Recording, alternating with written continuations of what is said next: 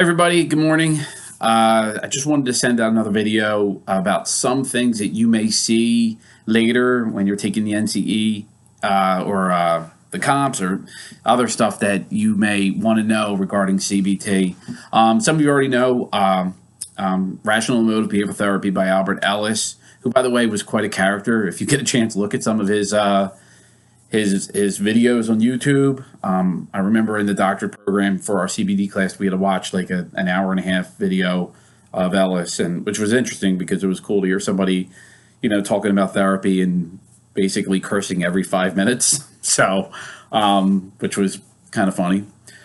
But what Beck is associated with REBT, but his style is a little bit more different. Rational Emotive Behavioral Therapy is more confrontational, and Beck's is more collaborative. One of the most important things that I want you guys to remember is the cognitive triad in CBT. You'll probably see that on a future test. It's something good to know. It makes a lot of sense. And it's three things: negative view of the self, negative view of the world, and negative view of the future. I'm just going to read what I wrote here. Negative view of the self is viewed negatively and is seen as defective and inadequate. Negative view of the world is experienced negatively, events are interpreted negatively, and there is an expectation of failure and punishment. And negative view of the future, there is an expectation of continued hardship or a negative appraisal of the future. So in the hospital, and you'll see this in your own therapy, that you'll start to really see where your clients or your patients are regarding this negative view.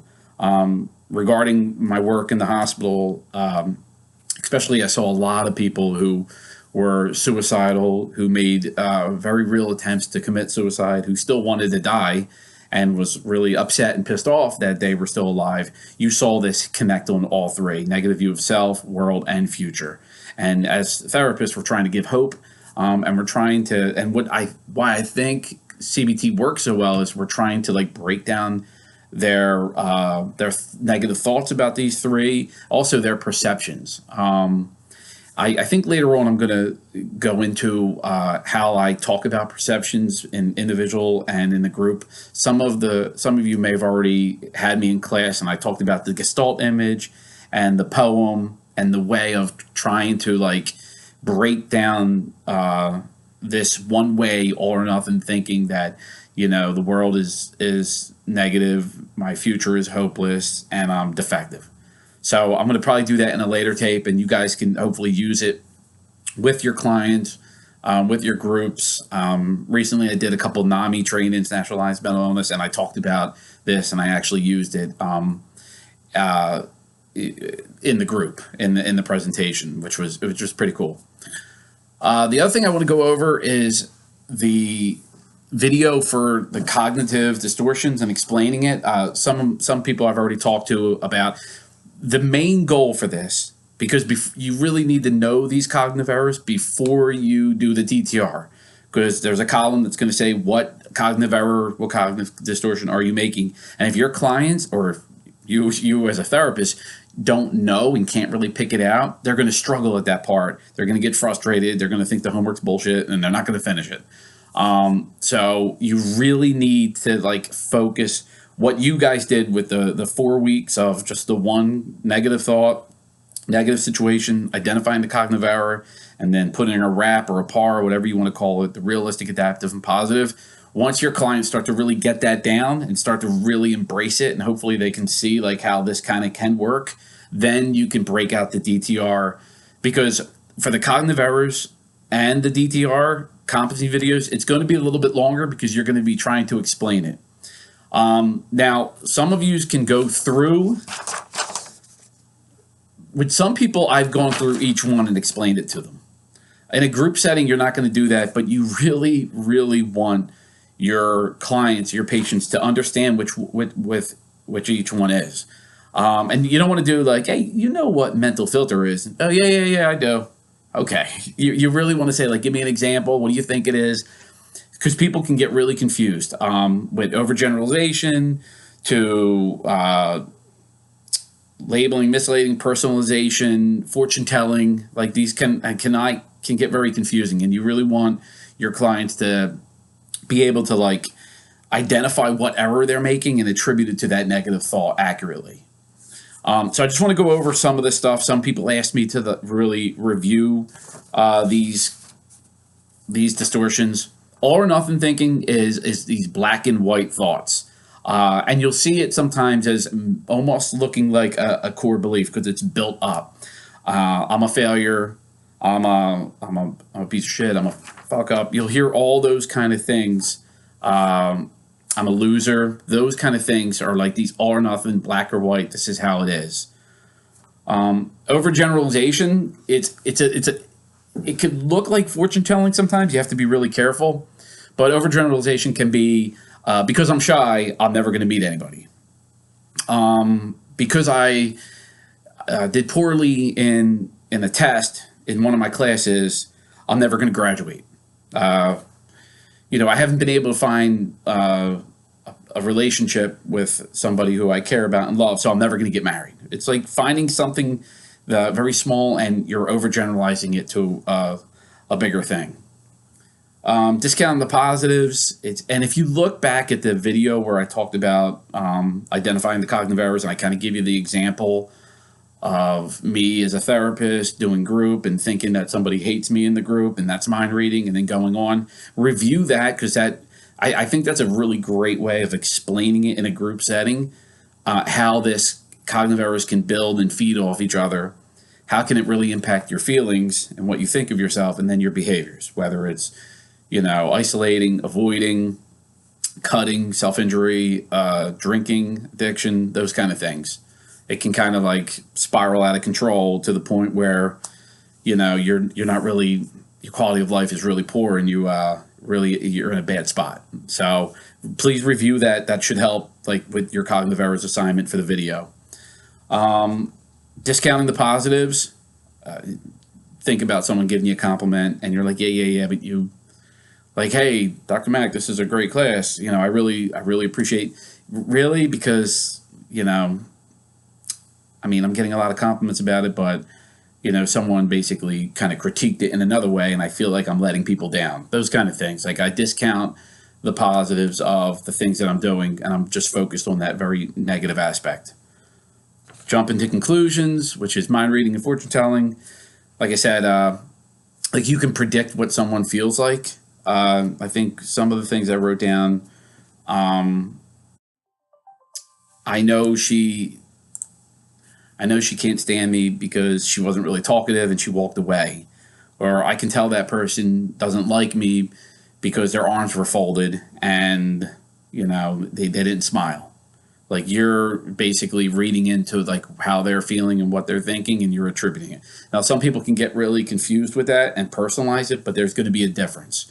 Fortune telling is that, like, I know my presentation, I had a poor presentation last semester, so my presentation in class I know is going to be awful this time. And you can see how these kind of negative cognitive errors can get stuck. And it's almost like fortune telling sometimes reminds me of the self-fulfilling prophecy. Like, you're already predicting that something is going to be tough or going to be bad. Catastrophizing, minimization. Catastrophizing is where, you do poorly in class and you feel like, I'm not going to graduate. I'm not going to have a job. I'm going to be alone. Who wants to be with somebody who doesn't have a job and doesn't have a career? And you start to, I'm going to be on the streets, and you catastrophize something that could be challenged very early on to the point of like, it's not as bad as I'm thinking. Like, it's making a mountain out of a molehill. That kind of, like, I can't believe I just said that on this, but that's one of the things that reminds me of catastrophizing. You're taking something very small and you're blowing it up. Minimization is, and I saw this a lot in the hospital. I see this a lot when I'm at meetings early on, or I'm trying to help somebody with their recovery. I actually just, a friend of mine asked me to reach out to somebody who's struggling with addiction, drinking. There's some coke use, and he's beginning to use pills. And a friend of mine was really worried about him. It's her brother. So I went out and spoke to him for a little bit. It was, kept it real. I think he said he's going to go to a meeting. Cross your fingers. We'll see. But he was recently arrested for DUI, and he just had every kind of. He minimized it as much as he could. Like, I wasn't even drunk. I was buzzed. Those cops need to make a quota, and I'm looking at him like, yeah, I don't think that's the case, man. But he definitely minimized. He did not want, and I think he was doing it for him. He wasn't trying to like con me, I think, which happens a lot. But I think he just did not want to see how big of a problem it is.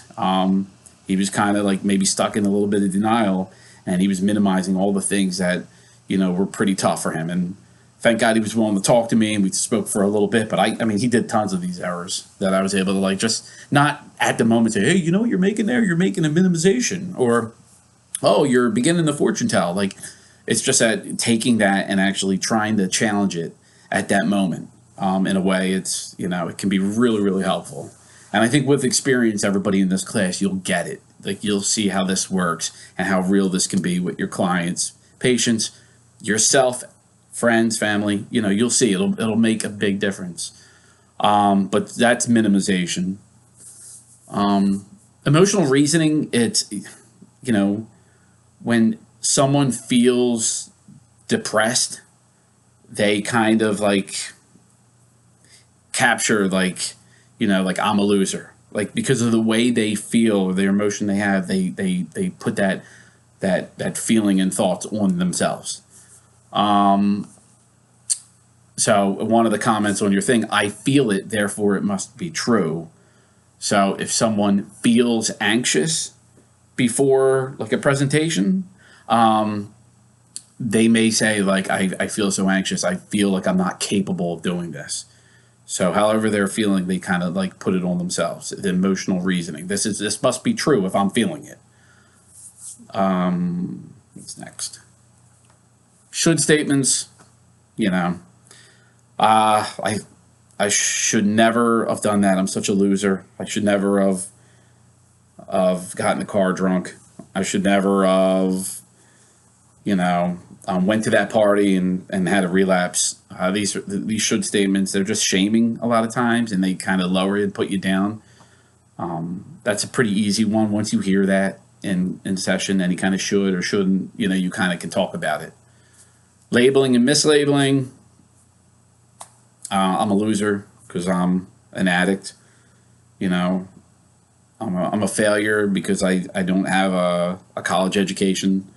It's these things that you kind of label, and it's another part of like shaming and pushing down a person, and just by these labels you start to feel more depressed, more anxious, and then you may act out in a certain way. You may start to avoid.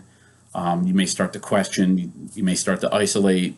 You may not go. And a lot of things, it's not just like, a lot of times you think by challenging these thoughts and addressing the way these thoughts are impacting the feelings, sometimes maybe they're not doing maybe they're not cutting, avoiding, isolating, drinking, using drugs, but they're not doing the things that might be really positive for them. They're not going after their dreams. They're not going back to school. They're not doing a lot of things that they need to do.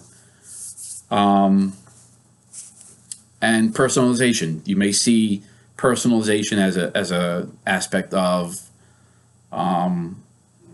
like, my parents got divorced because of me. I'm the reason why they separated. So you're taking an event that has really maybe nothing to do with you. Maybe it's just between those two individuals, but you personalize it on themselves. That's one actually that I've seen more times than not, like in the hospital and different things. And it's interesting, like how people, that comes up because they think like a divorce that occurred maybe they were a child has no current impact on themselves, but it does.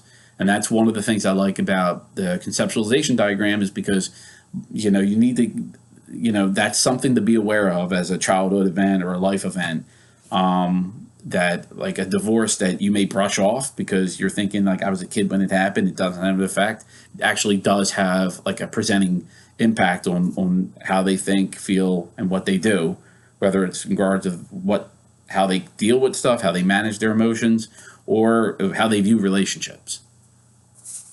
So I quickly went through this. I really, if you have any questions, I really. Oh, you know what? Let me say this too, because I do. My kids are going to be part of this. They do. They're very excited about coming in here and actually asking a question, saying hi. But I said that, like, I'm going to have you guys come in and ask questions. And just, I know you're all watching this. I know that. But it's just interesting just to see how people respond to some of the questions. So my youngest daughter's, I'll say this, my oldest daughter, Morgan, would like to know what everybody's favorite movie is. Very good one. It went from color to movie. So what is everybody's favorite movie? Eva's question to you, which isn't a question, she's 4. Her question to you is that you are all beautiful. That's what she wanted to say. I was like, no, it has to be a question. Dad, just my question is, tell them they are beautiful. Okay, so there we go. So don't worry about answering that question. I don't know how you would. So very briefly, so go into the competency videos with the cognitive distortions. The main goal for that, it's going to take a little bit of time, but you want and you can describe it in a different manner. You don't have to run through this list. You can get creative, but and I know it's your first one. I know you're going to have some people who are just going to be like, oh yeah, I get it. I understand it. I get it. But you really want to give examples of each one in your own words. Because you really want, and give this sheet to them, let them look at it. You're going to have it in front of you, face each other like you guys are doing a session, and just do your best. I'm not looking for perfection. Just do your best, okay, in trying to explain what these cognitive errors are, but why they're also important. And you're going to be basically describing what you did for those 4 cognitive errors assignment. And then after you explain it and you describe it and you maybe talk about the benefits of this, you give them an example. You can actually give them an example of how you used it. You don't want to use like a real personal one, but you can give them an example like, here's a negative situation. I was able to identify the negative thought. Then I was able to identify the cognitive error on the sheet. And I wanted to challenge it with a realistic, adaptive, and positive. The adaptive part, I get it. It's difficult to know exactly how to, but I honestly, I think everybody in this class, for the most part, when you were doing the realistic, adaptive, positive, wonderful job. I mean, every single person I can say in this class has done a really great job of doing the assignments, and I feel like you guys are getting it and understanding like how this can really work. There's other things that go into it, like you're going to do behavioral activation, DTRs throughout your sessions. You're going to do Socratic questioning, maybe the downward spiral. You're going to use a lot of different techniques, but I think early on these are, like, I find like really they can be really impactful to your clients in a short term. So if you're seeing clients now, like, use it. I'll also, like I said, go through other things like perception and different things like that can actually be practical and applied to clients like right after you're done viewing the tape. Please continue to send me questions, comments, concerns. Let me know how the class is going. Really, I'm trying to make sure this class is beneficial to you. I'm trying to hopefully give you a feel of being in class by sending out the videos. Hopefully these videos make sense to everybody and it's just not me babbling along. But definitely, like, stay in communication with me. I'm already getting the feel of certain people who've been really, really highly communicative in the class and really invested. And I'm really enjoying what I'm seeing from everybody in here. I'm not minding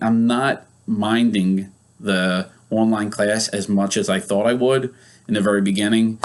Because I'm seeing that some of these videos are hopefully beneficial, and the competency videos that I'm getting back were pretty great. So I appreciate it. Other than that, I hope everybody has a great time today. Enjoy your week, and enjoy my youngest daughter's question that you're all so beautiful. Oh, and by the way, I said thank you to her. I said, that means I'm beautiful too. And she goes, no, Daddy, no, they're beautiful. I'm like, oh, it's so nice. I'm going to take it to you don't know what you're talking about right now because you're 4. All right, everybody, have a great one. Bye.